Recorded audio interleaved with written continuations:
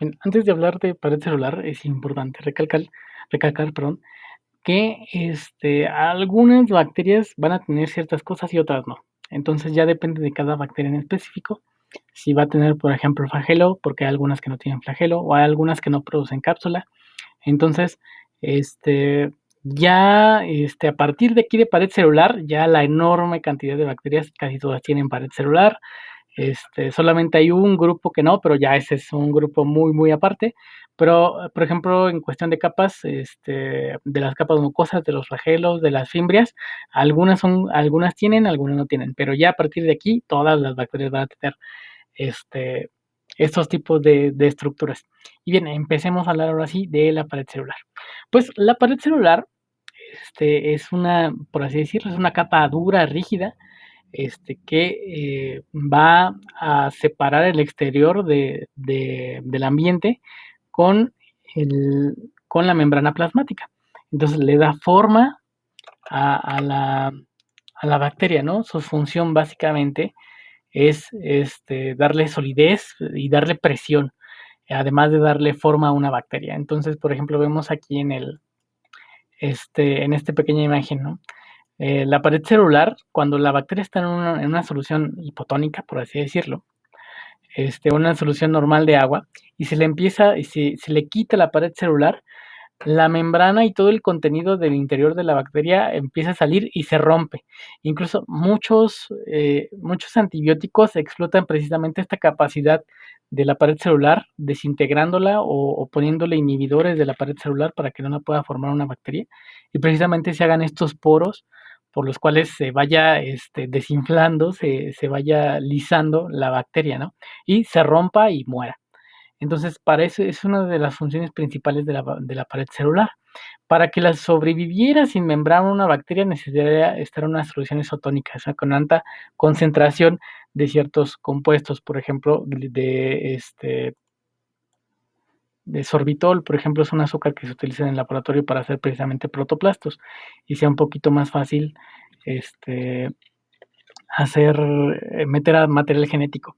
Eh, pero algunas paredes también contribuyen a la patogenicidad, o sea, también tienen que ver con, con generar una enfermedad, porque algunas paredes tienen ciertas toxinas. Eso lo platicaremos precisamente más adelante, pero no se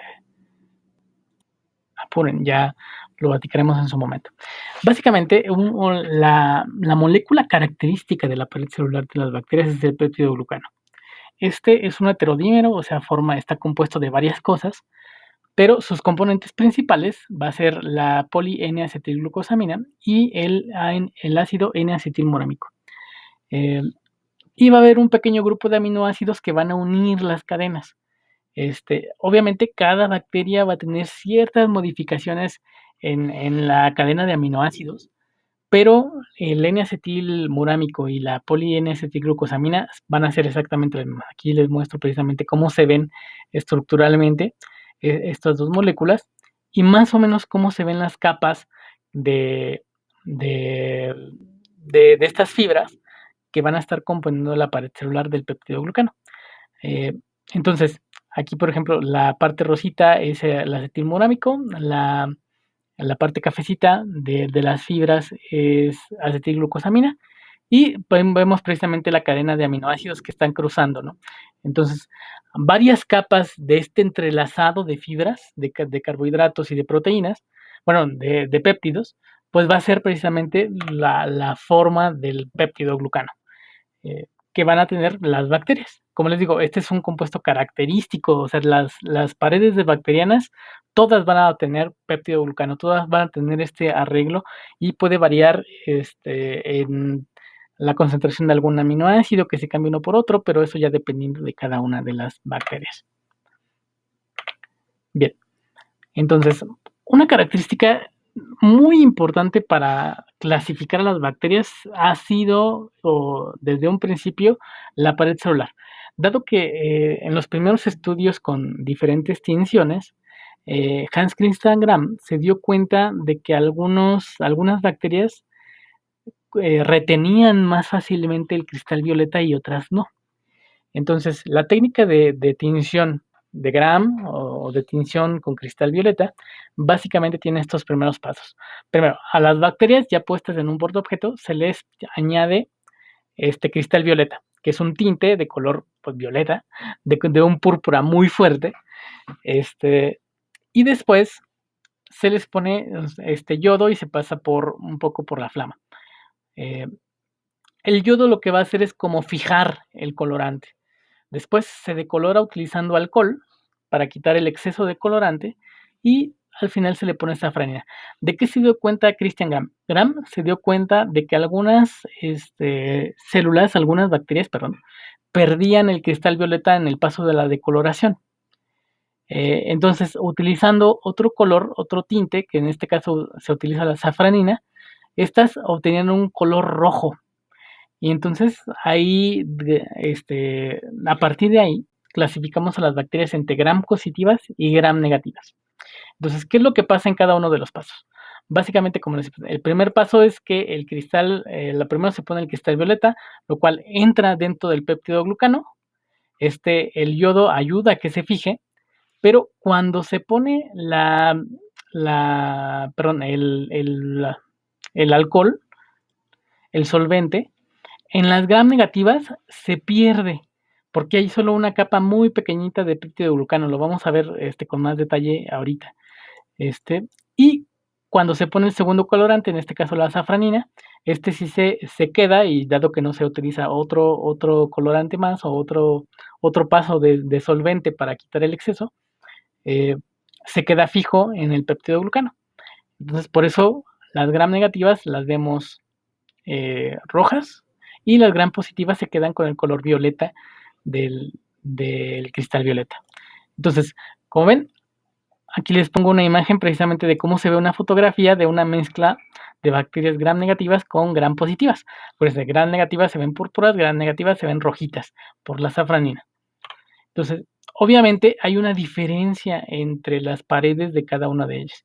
Como vemos, aquí las gram positivas van a tener una capa de peptidoglucano, en cambio las gram negativas, su pared celular es un poquito más compleja. Vamos a verla a detalle. En esta imagen podemos entender un poquito más la diferencia. Vemos cómo en las gram positivas la capa de peptidoglucano es muy gruesa. En cambio, la pared de las gram negativas es un poquito distinta. Bueno, no un poquito, es bastante distinta. Vemos que el peptidoglucano aquí lo marca, es solo una franja muy delgadita que tiene. En cambio, tiene un espacio periplásmico, o sea, un espacio entre la membrana interna o la membrana citoplasmática y una membrana externa que está hecho de lipopolisacáridos y además de proteínas. Entonces, a microscopio electrónico, incluso la textura es diferente. Bueno, no, sí, la textura que se ve, ¿no? El relieve que se le ve en las gram negativas comparada con las gram positivas es diferente. Entonces, es bastante interesante. Eh, sí, incluso a microscopio electrónico haciendo un corte, intentando ver el interior de la pared, vemos cómo se ve muy bien la capa de péptidoglucano muy gruesa en las gram positivas. En cambio, en las gram negativas vemos las diferentes capas, ¿no? Tanto la membrana citoplasmática, una pequeña franja de péptidoglucano y luego la membrana externa.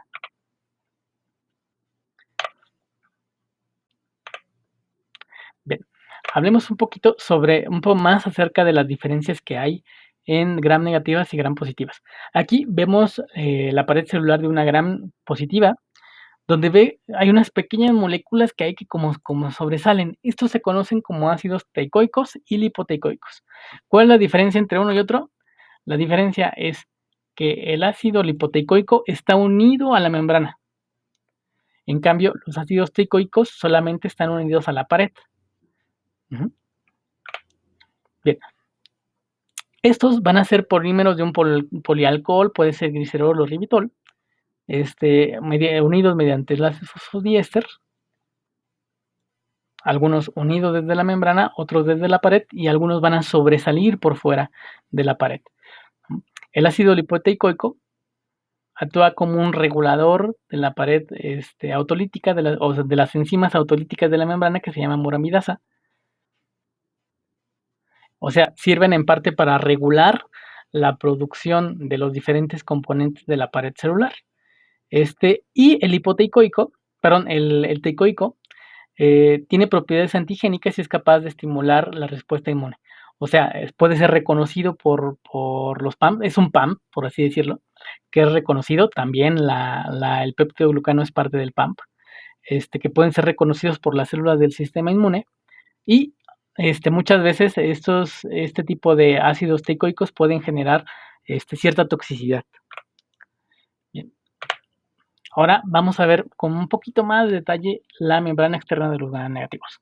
Esta, como ven en la imagen, tiene como muchas estructuras en la parte de afuera. A pesar de que sí es una membrana muy parecida a la membrana citoplasmática, va a estar muy llena de proteínas y de lipopolisacáridos, o sea, de azúcares unidos a ácidos grasos. Entonces, por eso también se le llama que es la membrana de lipopolisacáridos o LPS. También dentro de esta membrana va a haber unas enzimas, unas proteínas que son porinas para dejar entrar más fácilmente tanto el agua como algunos metabolitos que se necesiten para el interior, que aquí vemos una imagen, se ven precisamente huecos por donde pueden entrar más fácilmente algunas moléculas. Y cuando analicemos un poquito más a fondo el lipopolisacárido, vamos a ver que es bastante complejo. También cada tipo de bacteria gram negativa tiene como su propia especificidad. Eh, pero también es muy importante en cuestión de la toxicidad. Muchas bacterias, sus endotoxinas, o sea, las toxinas que tienen pegadas, van a estar precisamente en estas cadenas de lipopolisacáridos. Sobre todo, parte de la toxicidad tiene que ver mucho con el lípido A, que aquí lo vemos precisamente en la parte derecha de este diagramita. Perdón. La próxima estructura que vamos a ver son las membranas plasmáticas. Acuérdense, ¿no? Las membranas plasmáticas pues están hechas de fosfolípidos, es una bicapa lipídica, es muy muy parecida a la de los eucariotas. Obviamente las proteínas no son las mismas, pero la funcionalidad es la misma, ¿no? Va a ser la diferencia entre afuera y adentro de la célula. Aquí podemos ver una imagen y la imagen electrónica precisamente de cómo se ve la pequeña capa de los lipopolisacáridos, tanto de los grupos fosfato como de los ácidos grasos y luego el otro grupo fosfato. Entonces, las funciones, dado que las bacterias no tienen organelos como nosotros sí, muchas de las funciones que hacen nuestros organelos las va a hacer la membrana celular.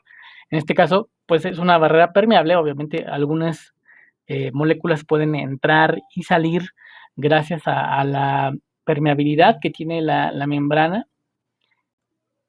Evita entonces tanto que entren como que salgan cosas o ciertas cosas. Aquí en esta tablita podemos ver qué es lo más fácil que se puede difundir, o sea, que puede atravesar a través de la membrana, ¿no? Y vemos que de las cosas más difíciles que pueden entrar o salir son los cationes, ¿no? Los diferentes iones. Entonces, para ese tipo de cosas se necesitan proteínas que hagan un transporte activo de estas cosas. La otra para la que sirven, pues, es el anclaje de proteínas. Tanto va a haber proteínas que sirvan, por ejemplo, para formar energía, como va a haber algunas que van a ser receptores que van a detectar ciertas cosas, o aquí también, por ejemplo, en la membrana van a estar ancladas los flagelos, entre otras cosas que puede haber dentro de ella. Y una de las más importantes para las bacterias va a ser que gracias a ciertos diferenciales de potencial eléctrico que hacen las bacterias, pues van a generar el movimiento de protones para producir energía química, o sea, para producir la ATP. Eso que hacen nuestras mitocondrias en la membrana de las bacterias es donde se hace. Entonces, por eso es muy, muy vital esta cuestión, y también algunos antibióticos atacan precisamente esta capacidad que tienen las membranas celulares bacterianas.